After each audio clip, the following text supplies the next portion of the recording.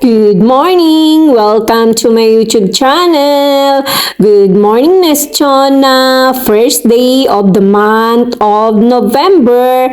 Ayan po, sinalubong tayo ng ulan. Malakas ang hangin sa labas na may kasamang ulan. Madilim ang paligid. So ayan guys, tingnan ninyo naman ang dala ng hangin. Ang daming kalat sa labas.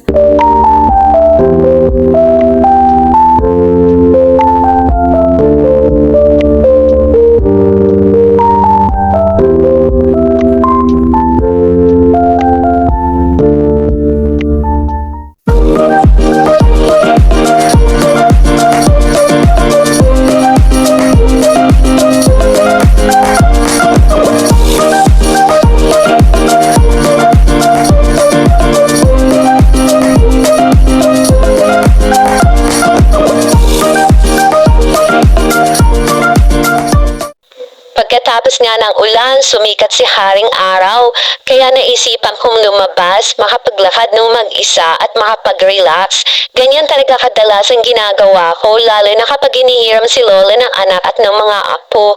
Hindi na ako sumasama sa restaurant, kasi nga feeling ko na order ko na lahat ng pagkain sa restaurant at natikman ko na. So parang nauumay na ako, kaya naisipan kong lumabas at makapag-relax man lang kahit ilang minuto. Paano magano nito? Magdaan lang pala, no? Ignorante. Napadaan nga pala ako sa maliit na park na yan. Natutuwa lang ako kasi may mga bagong equipment silang nilagay. Excited na nga akong tumambay dyan. Kaya nga lang, medyo may problema pa kasi war pa ngayon dito. So inaantay ko nga matapos na ang war para makapagtambay man lang kami dyan sa umaga at saka sa hapon. Kasi nakakatuwa, pwede ka mag-exercise. Kausap ko nga pala yung auntie ko habang naglalakad ako. So ngayon, didiretso na ako sa mall kasi may kailangan akong bilihin doon. Dito lang naman ako madalas pumunta kapag nagre-relax ako. Kasi ito lang naman ang pinakamalapit na mall mula sa trabaho ko. Hindi naman ibig sabihin na kesyo pumunta ako ng mall ay talagang may bibilhin ako. Hindi naman, mag-window shopping lang ako. So, ganyan talaga ako kapag nagre-relax, palakad-lakad, patingin-tingin, baka sakaling merong sale. So, diba? Yun naman ang kadalasan kong inaabangan, mga sale. Hindi ako bumibili ng regular price kasi sobrang mahal. So, ayan, papasok na tayo ng Sulphur Farm. Kapag pumapasok ako ng mall, dito talaga ang una kong pinupuntahan ang Sulphur Farm. Pagpasok mo nga dito, sa bandang kanan nakalagay dito yung mga shampoo, conditioner, lotion na mga sale. Tapos dito naman sa bandang kaliwa, nandito din ang mga lotion. So kukuha ako ng lotion para sa aking lola.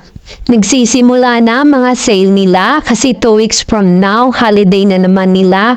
So ayan, nakakuha na ako ng lotion. Didiretso na ako ngayon sa section ng mga pangkulay ng buhok. At alam niyo ba guys, barbera na rin ako ngayon kasi ako tagagupit ng buhok ng alaga ko. So kukunan ko na din siya ng pangkulay. Ito yung pangkulay niya, Garner na number 4. Color natural lang ang ginagamit ko sa kanya.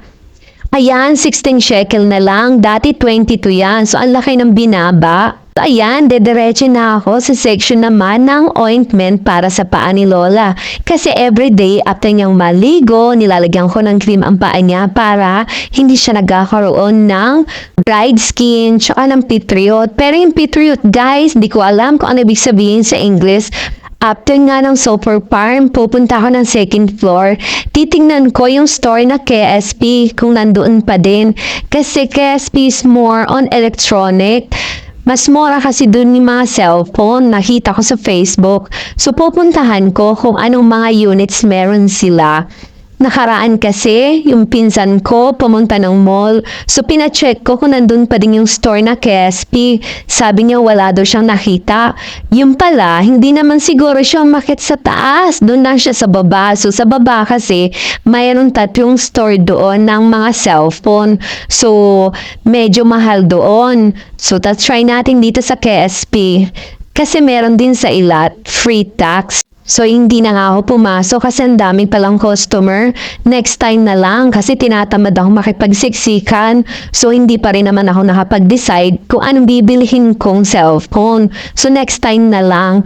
Pababa nga ako ng escalator, natatanaw ko ang lutuhan. So dadaan na din ako para makapagtaya, baka sakaling makajackpot, di ba?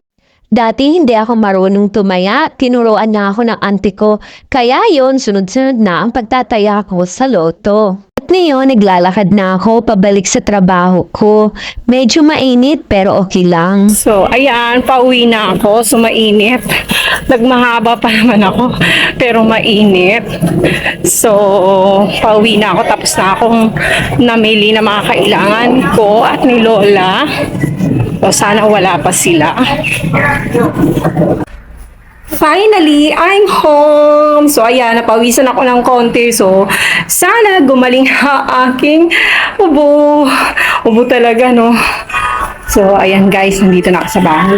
Wala pa si Lola, nandun pa sila sa restaurant. Habang wala pa si Lola, naisipan ko munang buksan itong bagong delivery na ukay-ukay. Titinan ko kung anong laman. Kaya dumadami yung damit ko dito.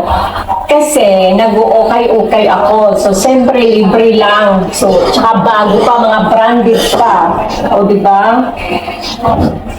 Katulad dito, pang basketball. O, kaya.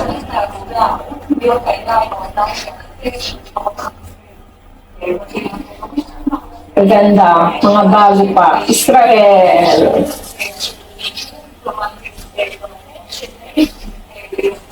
Tapos ito, ganda. Mango. Mango, banana. Zara.